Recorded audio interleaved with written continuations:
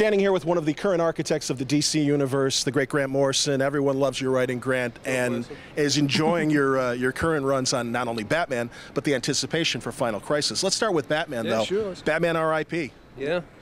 Very exciting. Yeah, and it does what it says in the tin, Batman, rest in peace. So yeah, I mean, we're actually going to do it. I really enjoyed the Batman 666 issue, A Day in the Life of a Future Batman, and the mysteries and all the Easter egg ideas that you planted in that story, and so many different directions. I hope there will be a time in the future where you'll be able to pursue some of those things. Oh yeah, the whole thing's going to pay off. I mean, one of the things about Batman R.I.P. that we wanted to do was to do for Batman the ultimate evil mastermind story, because that's what Batman's always been about over the years. You know, the dark, shadowy figure who's out to get Gotham or out to get Batman. So I figured, let's do the ultimate dark, shadowy figure, and the revelation of who this is going to blow everyone away. It's like the biggest shock that's been in Batman for the last 70 years. This has to have been great for you, because you've been able to do so many different kinds of Batman stories in a very quick run, really, when you think about it. Well, the idea was just to, like I've said a few times, the idea was to create something that would allow me to go cover Batman's entire history as if it was the life story of one single man, which then allows you to watch basically a long-term breakdown of one guy who had a fabulous idea for a mission when he begun, and then slowly it began to fall apart, and he lost his friends, and he lost the little kids who were working with him, and suddenly it's to put that man in the spotlight and say, what the hell have you been doing, Bruce?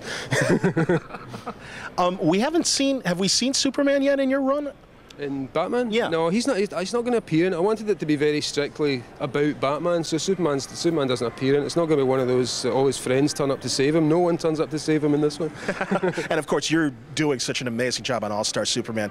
What a great book, man. And again, reaching to Batman's roots and bringing back that Mort Weisinger era Superman in a new way that I think is delighting people that maybe had never read Superman before, but somebody like me that's been reading it since the 12 Cent days and stuff just loves the nods that you're making to some of those great stories.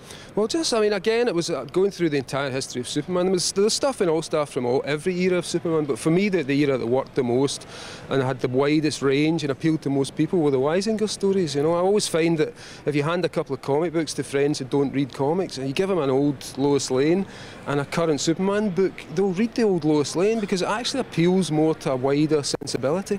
And so that's what I liked about those comics. They were about human feelings. You know, Superman was either getting fat or getting old. It was all fears and problems that we all had, and he was constantly dealing with them. And it was a lot different. It was a lot more, like I say, it was a lot more accessible to a wider public, because it wasn't just about superhero battles of the month or villain fights. It was actually about things we could all relate to. So that's what we wanted to bring back to Superman, that emotional core, that relatability, the idea that, you know, if this guy goes, we'll really miss him. He's a really important American icon, and he's been kind of overlooked and dismissed as a Boy Scout, and suddenly we're going to lose him, and it's, oh my God, no.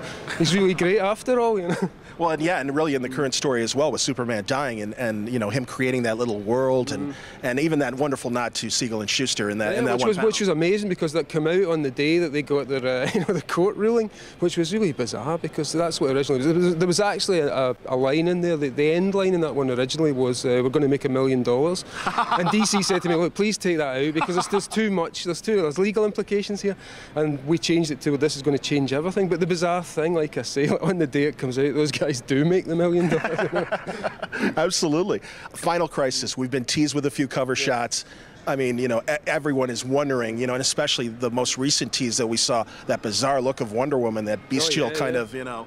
So, I mean, I'm not asking you to spoil, but clearly you got some crazy stuff coming up. Yeah, it's a big crossover. I want to do the biggest crossover there's ever been, you know. So it's, again, like the Superman, like the Batman stuff, it's got nods to everything, going back to Flash of Two Worlds and the first Crisis on Earth 1, Earth 2, all that stuff. So there's little elements of all that, but again, it's everything I'm doing right now is about people dying or the apocalypse. You know? So it's kind of dark, and just as the Final Crisis thing is just pushing that as far as it can possibly go, and it's taking a lot of trends that I see in comics and pushing them to the max to see if we really want it to be like this. You know?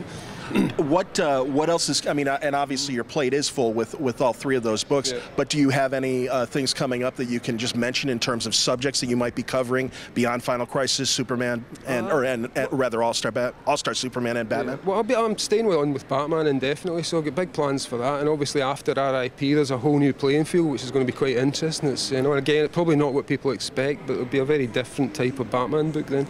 So I'm doing that. The All-Star potentially get a couple more ideas for stories, maybe with other artists, but we're so close to finishing it, like I'm missing them too badly to go and write new stories, you know, so that might wait a little bit. Beyond that, bunch of new Vertigo stuff. And that's what I was wondering, yeah, okay. Because yeah, I mean, and everyone loves the mainstream stuff, and it's wonderful that you're able to step in both worlds, the Vertigo world and the DCU world. And, you know, yeah, so I'm sure there are a lot of Vertigo fans that are like, hey, the superhero stuff is fine. When are you going to get back to, exactly. You know? A lot of those fans of mine from the things like The Invisibles or The Filth, they kind of want me to go back and do the really weird stuff, you know. And so I like to come in and do the mainstream, because for me, it's like, you know, I do like to do stuff that reaches a wider audience, but at the same time, there's nothing like going back and doing your own bizarre head, you know, and doing characters that no one else has done, so no one can tell me I'm getting them wrong. I can't think of a wrong step you've been doing lately. Everyone is really thrilled with, and I'm sure you're hearing it here at the convention as well. And yeah, it's got to be. It's been cool. It's really nice. I mean, you can't let it get to your head, because obviously, but at the same time, it's really good when people start to appreciate this stuff and realise where you're going with it, and realise there was a plan all along. Well, Grant, honestly, thanks a lot for spending a moment with us. Welcome. Continued success. I mean, really, everyone's really enjoying the stuff and looking forward to what comes next. So thank you very much. All right, thank you.